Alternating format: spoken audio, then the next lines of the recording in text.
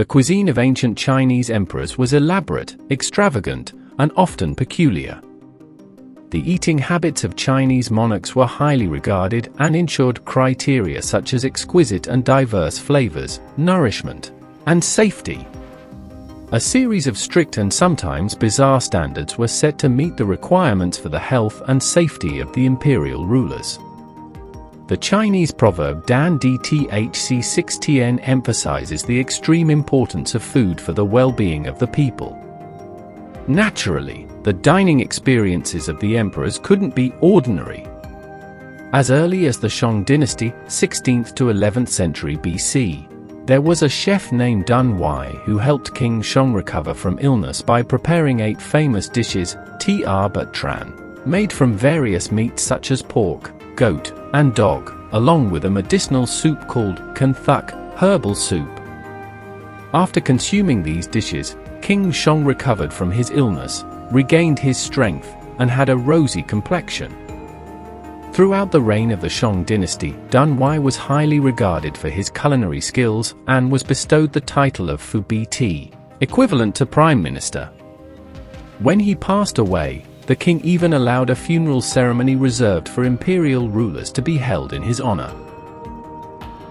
During the Chu dynasty, within the palace, there were 4 different types of officials, including the Thcy official, who specialized in culinary arts for medicinal purposes. The emperor's dining habits were of great importance to the court rituals. As a result, a series of books on the culinary arts of the palace chefs were produced.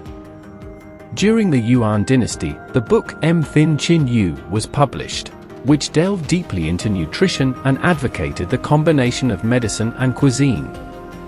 To prepare meals for the emperor, a large number of people were employed and meticulously selected.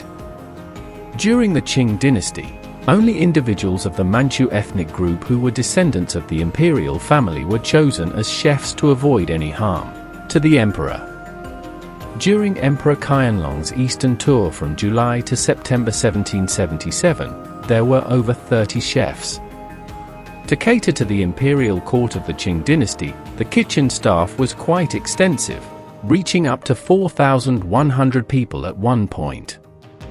According to the regulations at that time, the king's meal consisted of 108 dishes, equivalent to the queen consort, while the queen had 96 dishes, and the concubine had 64 dishes. Later, towards the end of the Tuyen-Thong era, when the king was still young, the number of dishes was reduced to 26 per meal. As a result, the cost of the king's meals in the palace always accounted for a large portion of the treasury. During the Ming dynasty, 240,000 taels of gold were allocated annually for the king's food and drink.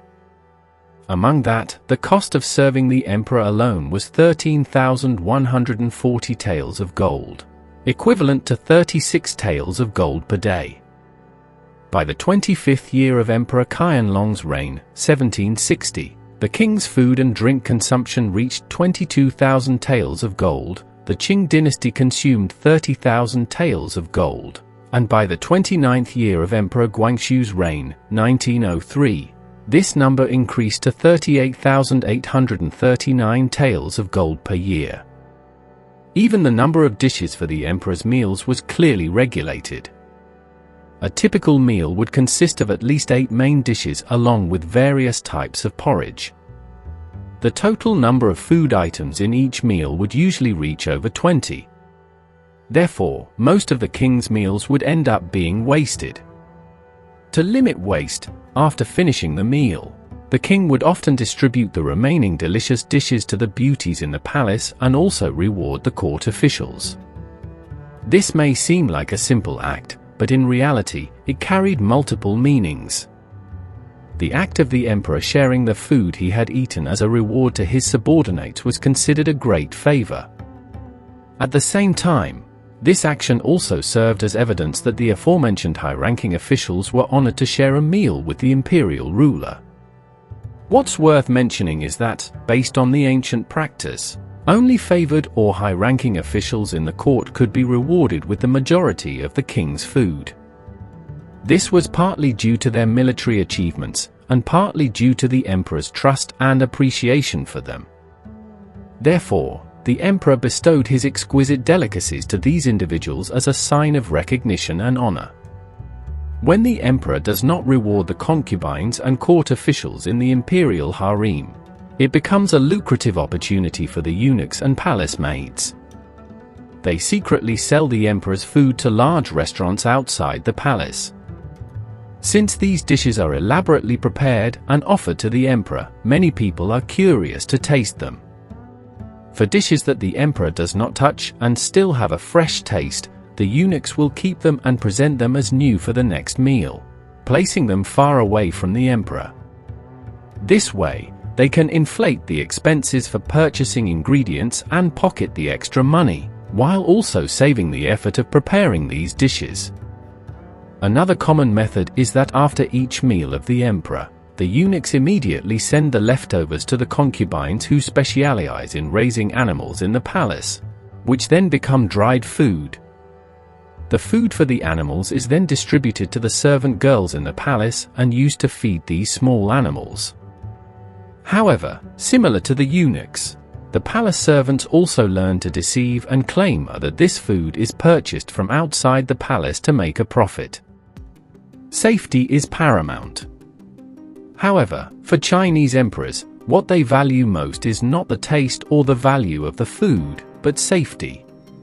The process of testing for poison before each new meal for the emperor is a meticulous, expensive, and dangerous step. The eating utensils of the emperor are mainly made of gold, silver, and high-quality ceramics. Emperor Qianlong's utensils were mostly made of silver.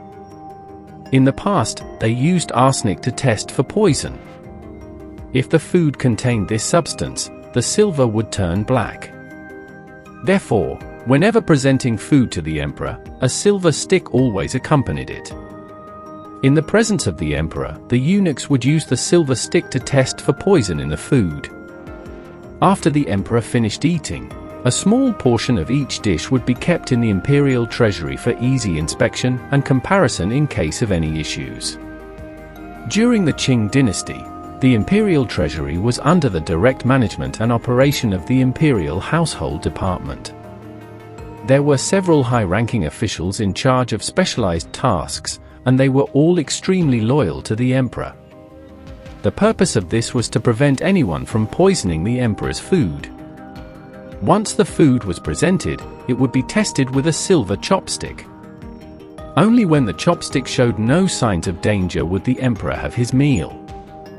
To avoid being poisoned, the Manqing dynasty had a strict protocol.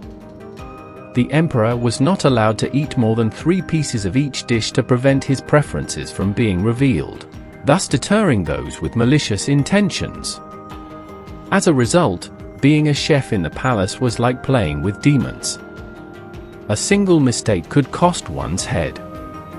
Historical records have documented incidents such as the execution of the chef from Tanlinggong due to undercooked bear paw, and the close call of the chef from Tan Wenling because the emperor's meal had a strand of hair in it. It was thanks to his intelligence and sharp reasoning that he managed to escape punishment.